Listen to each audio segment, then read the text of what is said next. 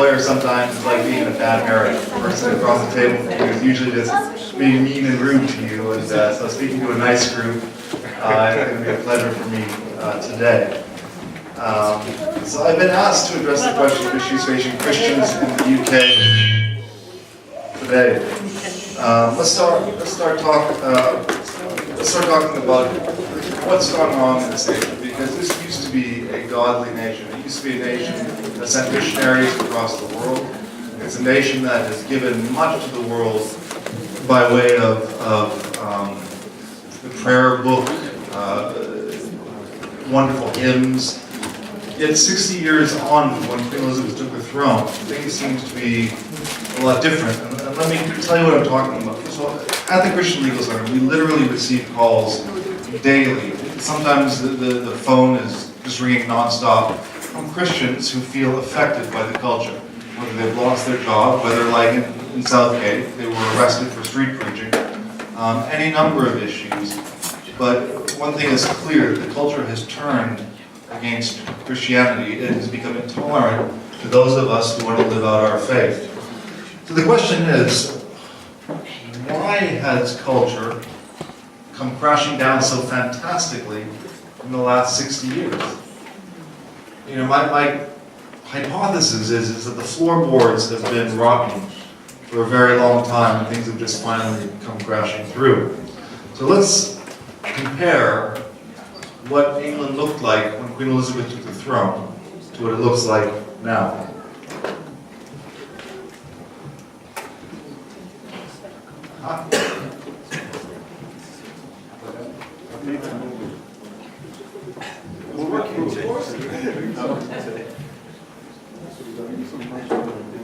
Sorry about this, technical difficulties. Let's advance to the first slide. So in 1952, only 4.8% of babies were born outside of marriage. That figure is now 46.8%. In 1952, divorce was rare, affecting only 33,922 couples. In 2014, there were 119,000 divorces, a 600% increase in the number of divorces. And rather than trying to reclaim a healthy marriage culture, Lady Hale, the President of our Supreme Court, has suggested we need to make divorce easier to obtain and based on no fault. Next slide, please.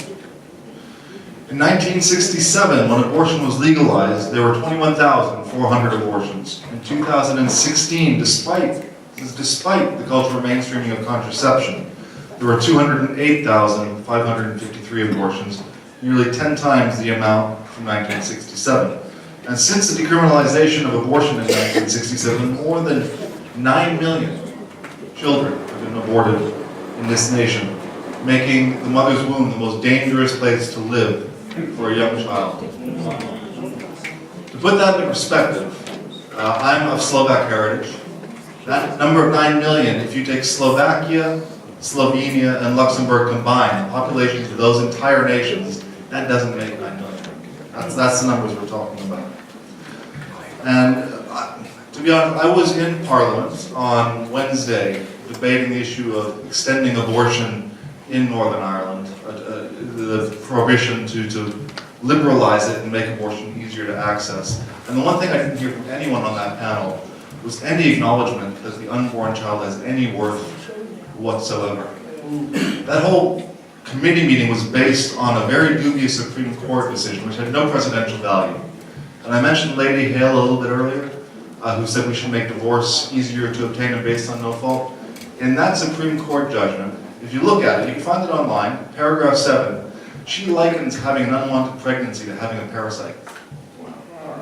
That is the president of the Supreme Court. This isn't an uneducated fringe person, this is the president of our Supreme Court. We have a UN committee telling Northern Ireland that being required to carry a pregnancy to term amounts to violence against women. They say it's even torture, using the legal definition. So that's where we've come as a nation. If we go to the next slide, family stability hasn't fared much better. According to the United Kingdom's Children and Family Court Advisory and Support Service, there has been a 150% increase in the number of children taken into state care. since 2006. Part of that has to do with the breakdown of the family. Part of that has to do with government feeling that it takes on the parental role over you. And we see it more and more, sadly, in our cases of Christian concern. People are being punished just because they're raising their kids in a Christian household. Hard to believe, but it is a fact. When we deal with adoption cases, the fact that a couple is Christian is held against them because they have views that may be homophobic. That is a fact. Cases of gender confusion in children have reached the level of public health crisis. Between 2012 and 2013, there was a 50% increase in the number of children who were referred to gender dysphoria clinics. Between 2008 and 2013, that increase has been 150%, and no doubt, since those figures were taken, that number is probably 500 or 1,000% increase. There are lineups at Tavistock to get kids into the gender dysphoria clinics. Something has gone terribly wrong. So a threshold issue Christians are facing legally is that as the normalization of sin increases culturally, law becomes more and more hostile to the gospel and to those who follow it. Sadly, these issues and that hostility have also made their way into education, and we'll discuss this at the end of the program, and I think that's a terrible thing, because what the other side knows is if they can steal the hearts and minds of our children, they will have control of the next generation. So the legal concept of freedom of religion, for those of you who have studied human rights or law, we often talk about freedom of religion. It's become whittled down to freedom of worship. So a lot of people think, okay, that's not a problem. A few years ago when you were looking at the TV and you saw Barack Obama, he would never say freedom of religion, he would always say freedom of worship. And you wonder, well, what's going on there? And that language has spilled into the UK. Theresa May, she'll say freedom of worship, not freedom of religion. So what's wrong with freedom of worship? Well, this is what's wrong. Freedom of religion includes the ability to openly live out one's faith in the public square, whether it be at work, at university, in parenting, or in public discourse about social sensitive matters like homosexuality, like Islam. Whereas the worldview behind freedom of worship, the new in vogue term, is that Christianity should only be protected, and even then, only within certain limitations within the four walls of a church, but it has no place in the public square. So ideology is the problem. The UK has many laws. In fact, it has a lot of good laws protecting Christian exercise. Increasingly, however, the problem has been our judges, our politicians, who have no idea even the most basic element of what our faith means. They can't understand even why the cross can be a religious symbol. Remember that case a few years ago, where they told the flight attendant on British Airways that she couldn't wear her cross. Well, those cases continue to this day. We will have one breaking in the near future of a very similar case, even more egregious than that. And the hostility they've shown to these nurses and flight attendants who simply want to wear a small cross as a matter of their faith is shocking to me.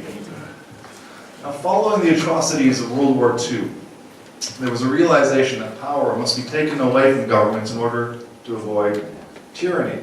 So one of the fundamental principles that's been preserved in every human rights document since then, whether it be the Universal Declaration of Human Rights, the European Convention of Human Rights, the ICCPR, whatever the human rights document, even the EU Charter of Fundamental Rights, freedom of religion is protected. And it's always protected near the top because it's always been viewed as a fundamental right.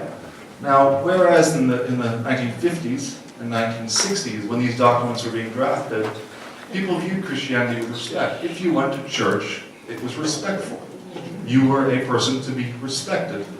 In 2019, if you are a family who goes to church, you are to be viewed with suspicion. There's got to be something wrong with you. You've got to be homophobic. You've got to be Islamophobic. You've got to have some kind of phobia to want to go to church. So while we can point to many antecedents as to why our culture has reached this point, what is clear, as it has always been clear in our human history, that the root cause is based in sin. So not unlike the Tower of Babel, we have come to a cultural idolatry of self.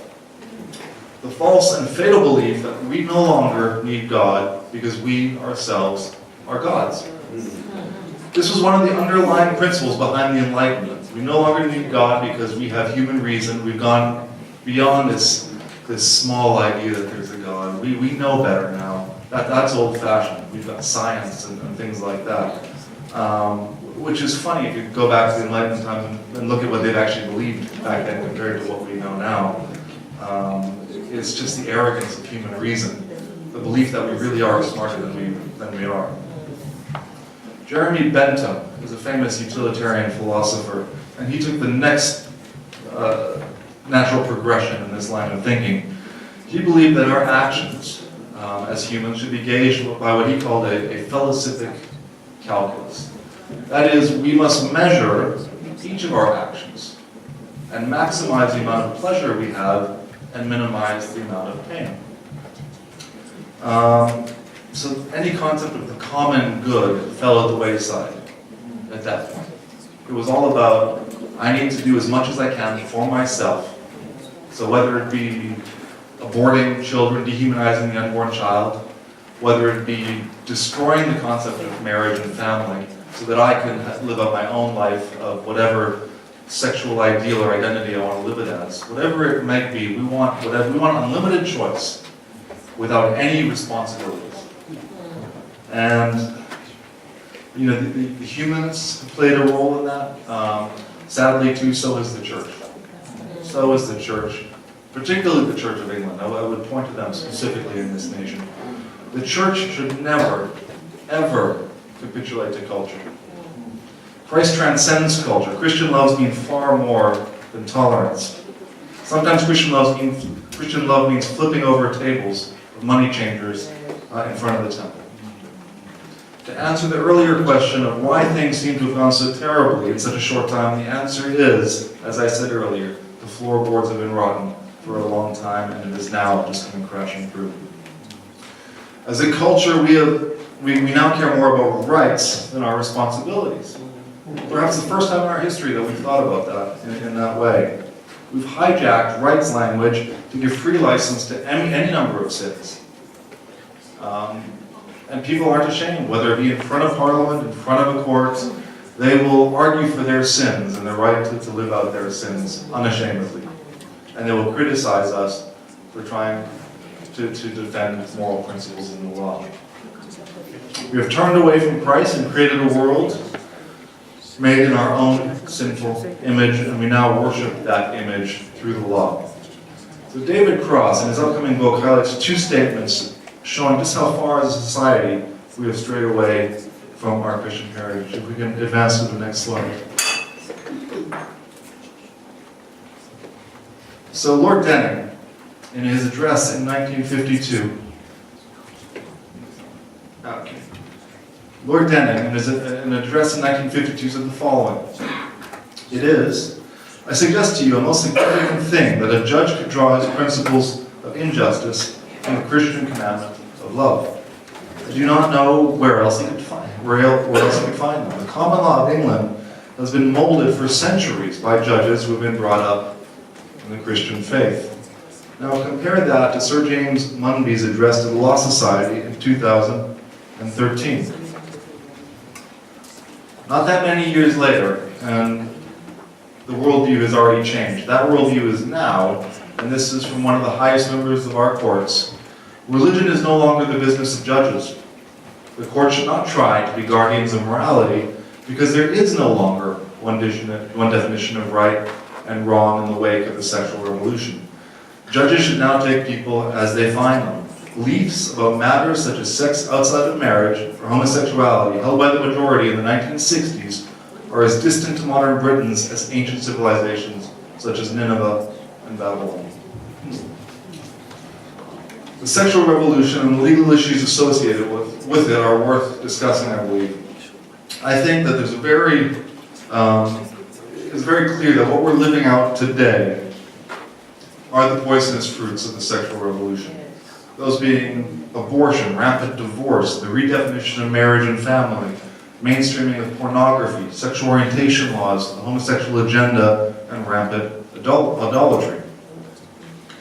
At the end of the day, however, none of what happened in the 1960s is all that different than what happened in the book of Genesis, or the sexual sin that has been one of the hallmarks of our fallen history. We need look no further than Lot, Judah, Samson, David, Solomon, or King Herod, to name just a few biblical figures who were involved in sexual sin that had lasting consequences. Today we make a proverbial altar for sexual orientation, whereas in biblical times they literally worshipped sexual false idols and had temple prostitutes. The Roman philosopher Cicero, living before Christ, saw one of the main flaws of the human condition, and that is man's willingness to give away his salvation for comfort and distraction. And he said, I quote, "The evil was not in the bread and circuses per se, but in the willingness of the people to sell their rights as free men for full bellies and the excitement of the games, which would serve to distract them from the other human hungers which bread and circuses could never appease."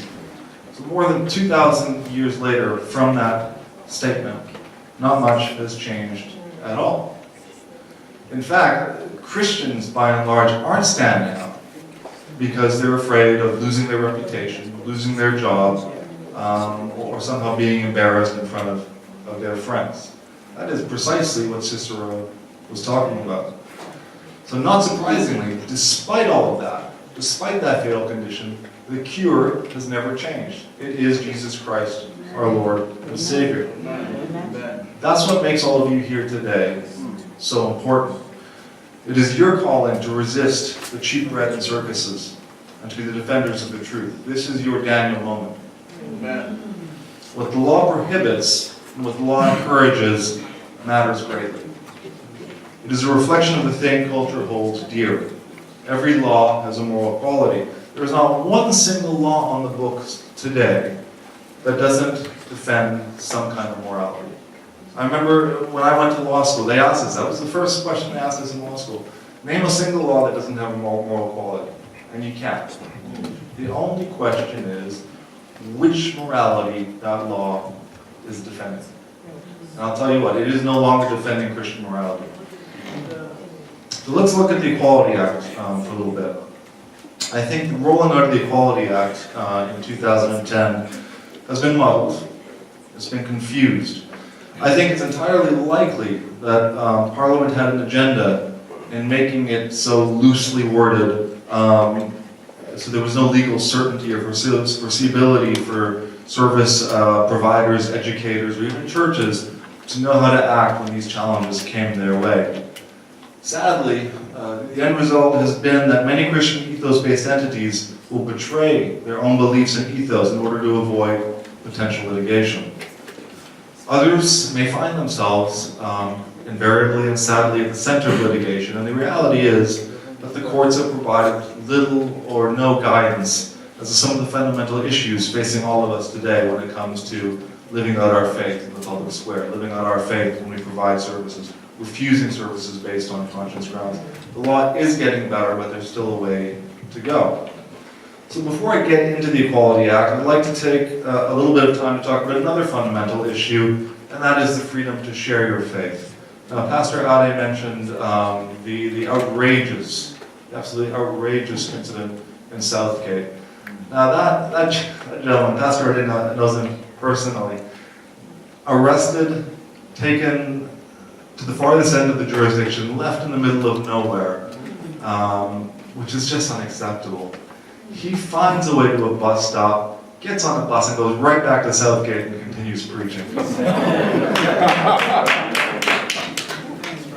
And the law can't do a thing about it, because he was in the right and we have that freedom. So, I think talking about freedom of speech is important because apart from God's grace, our first line of defense is our ability to share our faith, to evangelize, to talk about the gospel, whether it be to our neighbor, to our co-worker, to whoever it may be. That is one of the chief commandments. It's the Great Commission. It's a commission we're all bound by. Yet we've become so conditioned as a society to say that talking about certain things is somehow illegal, there's certain things that are so taboo. We can't talk about homosexuality. We can't talk about Islam. That we've become a group of people who have become self-censored. Because we become conditioned that when anyone talks about those issues outside of a church, there are still some good churches who talk about it inside the church, but outside of those walls of the church, you talk about that, you'll be painted as a bigot, you'll be told that what you're saying is backwards, and you'll be told that what you're saying is illegal. Well, I'm here to tell you that that is absolutely not true. First, true Christian love.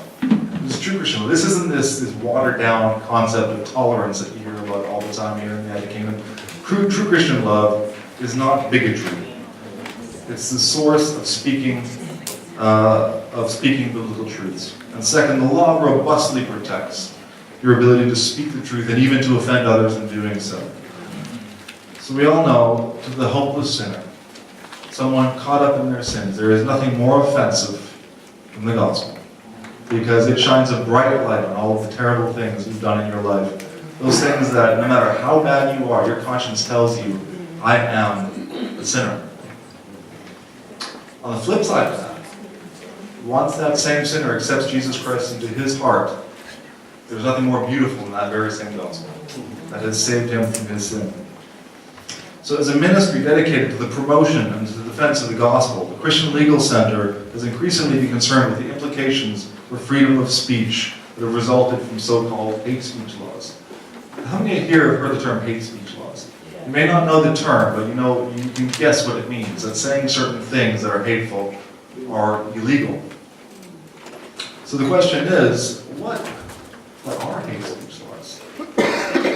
That's an important question to ask. If these things that we're saying may or may not be illegal, what exactly is hate speech? The fact is, no one knows. No one knows. That's a large part of the problem. So, whenever I talk about hate speech, I always refer to the great philosopher Humpty Dumpty. The wise egg, that one. When I use a word, Humpty Dumpty said it in a rather scornful tone. It means just what I choose it to mean, neither more nor less. The question is, said Alice, whether you can make words mean so many different things. The question is, said Humpty Dumpty, which is to be the master, that's all. Indeed, hate speech appears to mean just what people choose it to mean, neither more nor less. Now, a recent fact sheet produced by the European Court of Human Rights. The European Court of Human Rights is the highest human rights court in this land. So they should know what they're talking about, right?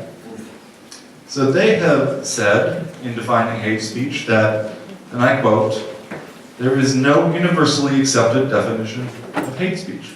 In a previous fact sheet, they observed, and again I quote, and this is important, this is the highest court in Europe on issues of freedom of speech. The identification of expressions of hate speech is sometimes difficult because this kind of speech does not necessarily manifest itself through the expression of hatred or emotions. It can also be concealed in statements which at first glance may seem to be rational and normal. So according to the fact sheet from the highest court in Europe, intended to simplify and explain the law, hate speech is A, without definition, B, difficult to identify, and C, can sometimes appear to be rational and normal. Is this really something we want to criminalize? Now, despite the lack of definition, many well-meaning institutions and governments have attempted to identify particular speech which they consider to be criminal. Now, for example, the Fundamental Rights Agency, which is a group that I'm sure no one has heard of. I wish I hadn't heard of it. I served on their advisory panel for 2 years. It's one of the agencies of the European Union that is meant to defend our fundamental rights. It spends a lot of time doing quite the opposite, I have to tell you. It has defined hate speech, and this definition isn't terrible, but you'll see why I'm mentioning it in a minute. They say hate speech refers to the incitement and encouragement of hatred, discrimination, or hostility towards an individual that is motivated by prejudice against that person because of a particular characteristic. problem is this. In another document, that same agency states that the term hate speech, as used in that section that they were delineating, includes a broader spectrum of verbal acts, including disrespectful public discourse. I mean, if we make disrespectful public discourse illegal, half of the committee people that I was before on Wednesday should be in jail, to be honest. It also admits that the data collected by the national monitoring bodies may not, strictly speaking, all fall under the definition of hate speech. Nevertheless, it says that the data collected in that section, despite the fact that it may not be hate speech, they title that section hate speech by public and religious figures. How dishonest is that? Honestly, how dishonest is that? So if it's to be accepted that there's no definition of hate speech, it's surely not helpful for the same organization to use different definitions in different documents and label some as hate speech and others as not hate speech, yet still labeling it as hate speech. That kind of, to wrap your head around it is regrettably the confusion of terms abounds. So in a recent case before the European Court, that same European Court called Vedlund v. Sweden, which was a harder case. There's a saying that we use in law that bad facts make bad case law. And this is one of those cases. You had a group of skinheads in Sweden break into a school and place pamphlets speaking about homosexuality in the lockers of students. So the pamphlets themselves actually were quite factual. There was nothing entirely hateful about those pamphlets, but what you had was a group of skinheads who broke into a school, which is a big issue. So when this went before Europe, they didn't have criminal trespass. They didn't have any other element. All they had was hate speech. And the 7 judges sitting with the world watching, you aren't going to let these guys off the hook. So you got to do something and find some hook to get them by. And in that case, it was freedom of speech. So they threw freedom of speech under the bus because they wanted to punish these guys. So in that case, the European Court held that while the particular speech in question in that case, and I quote, did not directly recommend individuals to commit hateful acts, the comments were nevertheless serious and prejudicial allegations. The court further stated that attacks on persons can be committed by insulting, holding up to ridicule, or slandering specific groups of the population, and that speech used in an irresponsible manner may not be worthy of protection. Now the problem is, for decades, the court has held that freedom of expression constitutes one of the essential foundations of a democratic society, and one of the basic conditions for its progress and for the development of every man. It is time and time again held that freedom of religion includes the right to shock, offend, and disturb. So the right to share information that everyone agrees with is not a freedom at all. Why would that be a freedom if you can only say something that everyone agrees with? So real freedom means the right to say things that might offend people, might be shocking to some people, might disturb people. And in fact, if you look at human history, every time we've made significant progress, whether it be, for example, with ending slavery, those were things that were shocking and offensive to people at the time. We've always made progress. The things that the street preachers say, the things that the great evangelists have said have been shocking. They've been offensive. Talking about damnation and hellfire, those are things that some of us don't want to hear. But we need to hear it. And that's how society progresses. And that's what the European Court has said time and time again. So here's the problem. I ask who here in this room would be confident in placing certain expressions in the protected category on the basis that there was a fundamental right to use speech which offends and shocks, and place other types of speech in the criminal category on the basis that that speech is serious and prejudicial. What is the difference between protected, offensive, and shocking speech on the one hand, and criminal and serious, prejudicial speech on the other hand? And the answer is, nobody knows. And Humpty Dumpty was right all along. The question is, which is to be the master? That's all. In other words, the groups, and we see them all through society, the campaigning groups today, that shout the loudest, get to define what is and what is not hate speech. And you know what? The groups that have been shouting the loudest in the last 10 or 15 years have been the homosexual agenda groups. They've been the Islamic groups. Whereas there's been a little squeak coming out of the church now and again. And that's why we are where we're at. So in other words, whichever group shouts the loudest gets to define what is not hate speech, and that is bad for fundamental freedoms, bad for the principles of legal certainty, and bad for rule of law. Legally speaking, fail, fail, fail. Examples abound in the United Kingdom. Examples abound, as Pastor Ade said, in the work of Christian Legal Center.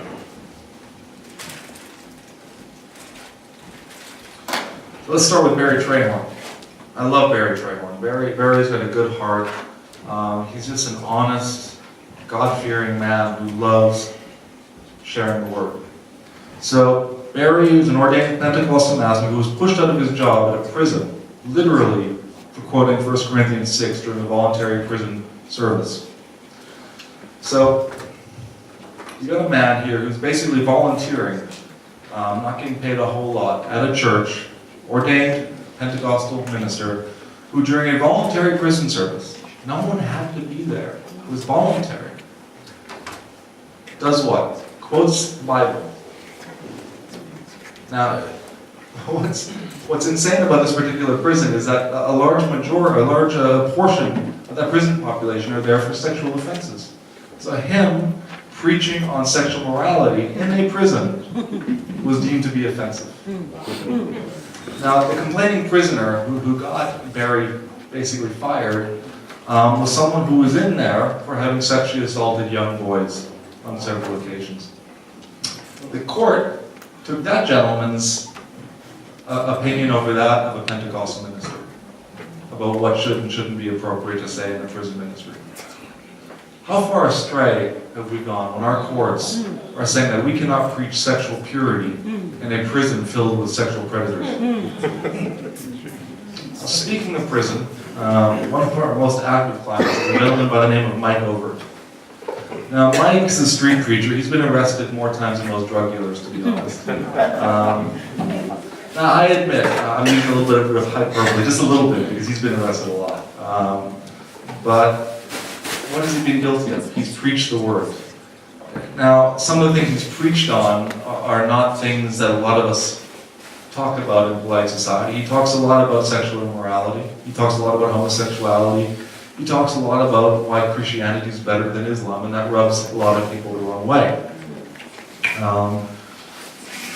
So while some may or may not agree with how he preaches it, the question is, and the most important factor about Mike's cases, are that no matter how egregious he has been acquitted 100% of the time. So that tells us that despite all of this gnashing of teeth and ripping of sackcloth when it comes to hate speech, we do have freedom. We have a lot of freedom. Only once has Mike ever been convicted at a lower level, at a magistrate's level, which was quickly overturned on appeal. And I mention that just to show you how anti-Christian some of our courts can be. Now, the prosecutor in that Bristol magistrate's case, I won't name his name because I don't want to name and shame. But he unashamedly told the court that just because the words were being preached from the Bible does not mean that in today's England that those words couldn't amount to hate speech and a hate crime. So we have officers of our court unashamedly arguing that Scripture can be hate speech. We have a lot of cases, too many cases, that's why I have bags under my eyes, where our clients have suffered immeasurably just for living out their faith. Richard Page, a man who's been before the courts now for a number of years defending his case, is a magistrate in the family division who was sacked. Why? For saying that a child is better with the mom and the dad. So this was during closed door session. An adoption case where there was two potential adoptive parents, a same-sex couple who he knew had a backstory. That's never been made public, but he knew that that wasn't a good pair of people to put them in. And then a mother and a father family. And he simply expressed his belief as a Christian and as a magistrate, doing exactly what he was supposed to do, acting in the best interest of the child in question, that a child does better with a mom and a dad. Guess what? A child does do better with a mom and a dad. A few years ago, that wasn't uncontroversial. I've written articles, I've published articles where I brought together all the literature. It's no question, if you look at social science, psychiatry, if you look at the social indices about graduation rates, criminal rates, drug use rates, teen pregnancy rates, kids who grew up with a mom and a dad always do better. It's not saying that single parents can't be great parents. Can't say that other models growing up with an extended family isn't a way to grow up. It is just a fact, though, that the best form of a child for their growing up is with a mom and a dad in a low conflict relationship. You add going to church to that and praying together as a family, those numbers are through the roof. It makes me wonder, really makes me wonder, why society is being so hostile towards Christianity when the evidence there for the policy is so strongly in favor of supporting Christian households and living out their faith and living a biblical life. Now, Eunice and Owen Johns were forbidden from fostering children because of their views on homosexual behavior. The Equality Commission, which is it's a human rights commission that your taxpayer money goes to pay, filed a brief in that claim. I'll give you the backstory. First of all, they had been fostering for years, and they were doing short-term fostering. That meant that if there was a household where it was too hot, too much going on, say the parents were addicts or abusive, and the child needed to be removed for a short period while that situation calmed down, they would be short-term fosterers. They were providing an invaluable service. An invaluable service. When asked, they'd been doing it for years as well, never a complaint. They had taken a break for a while, came back, reapplied, and the culture had changed by then. And they were asked, what would you do if the child self-identified as gay? And the father simply said, well, we talked to him about it. We share the gospel with him. And that was enough to say, you are homophobic. You will never foster again. Never foster again. And the Equality Commission, again, this wonderful human rights commission that your tax dollars paid for, filed a brief in that case. It said that the decision to not let families like the Johns adopt or foster was a good one, because it runs the risk of infecting children with Christianity. Infecting, as if it's some kind of disease to be told the gospel. So the result of hate speech provisions is a reduction in the fundamental freedom of speech and freedom of expression. Instead of being free to disagree with one another and to have robust debate and a free exchange of ideas, hate speech laws shut down debate. They create a heckler's veto and a chilling effect on what we can and can't say. And I think each of us knows what I'm talking about. Each of us knows that when we talk about certain issues in certain company, we lower our voices because we don't want to offend, we don't want to be viewed as bigoted. And that's what hate speech laws have done. In a recent Fundamental Rights Agency publication, it's lamented that there currently is no adequate European Union binding instrument aimed at effectively countering expression of negative opinions. Is that really what we want? We want laws aimed at countering the expression of negative opinions? No one's allowed to share their opinion unless it, is part of the group thing? I think this is really a new type of inquisition. If you do not hold the views of the current cultural zeitgeist, you can be arrested at Southgate, you can be removed as a magistrate, you can be removed as a prison minister. This is a problem. There's no longer any freedom to be a Christian. And we need to reclaim our laws because we have good laws. Amen. We have bad judges, but we have good laws. Why do we have bad judges? Because we have bad culture. And churches are responsible for fixing that, because no one else is going to do it. It begins in church, begins in your household, begins with you. So despite all of this political correctness, the good news is, as Mike Over's cases show you, you do have an unlimited right, nearly an unlimited right, to preach the gospel. Amen. So please use your voices, because we need them. Amen. We need them. Amen. We need to be salt and light to a culture that no longer has salt and light. We need to kick at the darkness until it bleeds daylight. Amen. So let's move on now to the issue of sexual orientation and sexual orientation laws. So there's a document I think you should all be aware of. It's called the Yoga Carta Principles. Now, it's a strange document because it has no legal binding force. It was a group of homosexual advocates who called themselves experts, got together in Indonesia, drafted a Bill of Rights to what they think they deserved, kind of a wish list, and started saying that this is the new law of the land, and started sending it to Parliament and to the UN, and people started believing it. People started believing it. And it has even gained some level of legal force, not directly, but through the laws here in the United Kingdom.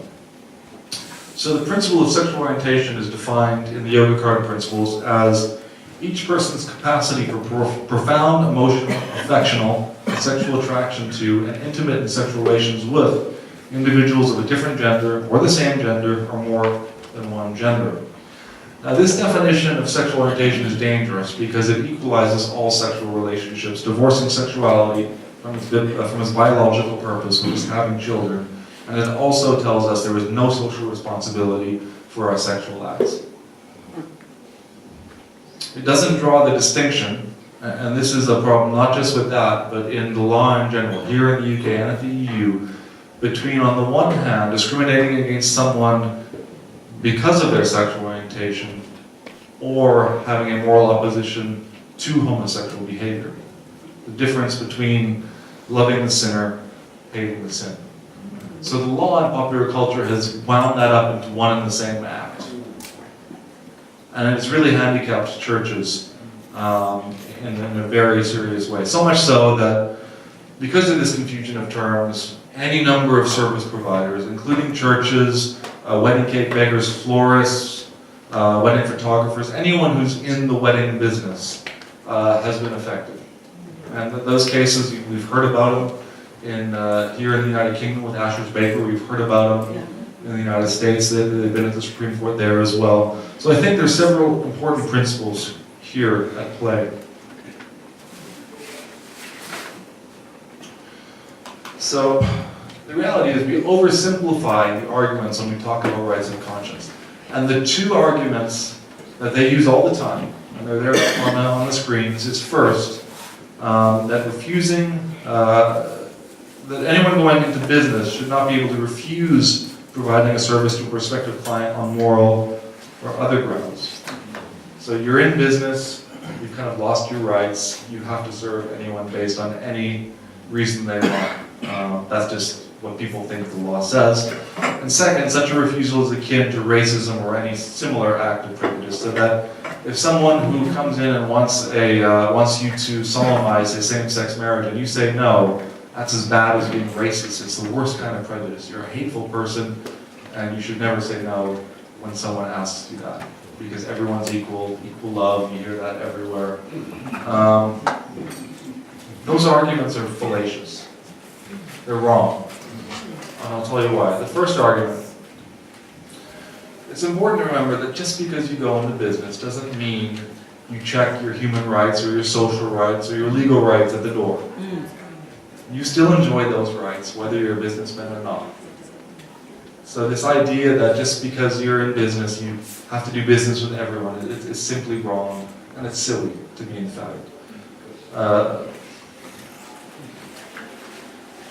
Well, a customer certainly does have a legal right to obtain a service, but that has to be balanced against the rights of the business owner as well. That's an important thing to understand. So, to put this into perspective, I think even the most secular person in the world knows what guilt feels like. We all have a conscience. We know what it feels like when we go against the conscience. That is apologetics, the defense of Christianity in philosophical thoughts. That's one thing that the other side can't get across. They can't get beyond. They can't argue the fact that God hasn't placed the law in our hearts. Because even the most secular humanists, they feel guilty when they do something they've done wrong. So how did that guilt get there? So when someone goes against their conscience, we know what that feels like. And inevitably, once in our lifetime, hopefully not, but with a lot of people, they do something so terrible against their conscience that they feel that for the rest of their life. And that regret can be life-changing. So each of us holds certain internal feelings at the core of who we are. Those feelings could be, for example, love of country or love of one's children. So too, for the Christian service providers of the world, is their love of Jesus Christ and adherence to what they believe Christian sexual morality entails hold tremendous and life-changing value. For this reason, in our gut, we should know why it's wrong to compel a Christian service provider to violate his conscience. Now, literally, in each and every one of the cases I'm familiar with, it's always been the case of hating the sin, loving the sinner. In a lot of those cases, the same people who were denied a wedding cake or a wedding photographer, wedding pictures, had been served by those service providers in the past. So it was never an issue of, we don't want to serve you because you identify as gay. It's, we will serve you, but when it comes to solemnizing something we think is sinful, then that's where we draw the line. You can't compel us, and you shouldn't be allowed to compel us to commit sin. Because participation for a lot of people means complicity with. So this leads us to the second argument, that refusing services to someone in relation to promoting same-sex weddings or homosexual behavior in general is akin to a terrible prejudice like racism. And I think this is a red herring, and I think it's an easy one to deal with. We just need to look at two scenarios. So the first scenario is that of a person of color being refused services by a printer. Now our instinct is to impute a motivation of racism onto that person. We say, well, that's just idiotic in this day and age to refuse that service. So in our gut we say, you've got to provide the service. And that's been the argument for sexual orientation. How backwards are we to say no to a service like baking a wedding cake for a same-sex marriage? So let's look at the second scenario though. Same scenario, same scenario with that same person of color.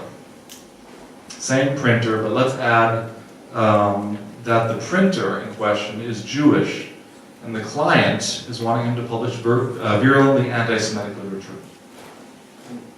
So now we've changed the scenario quite significantly.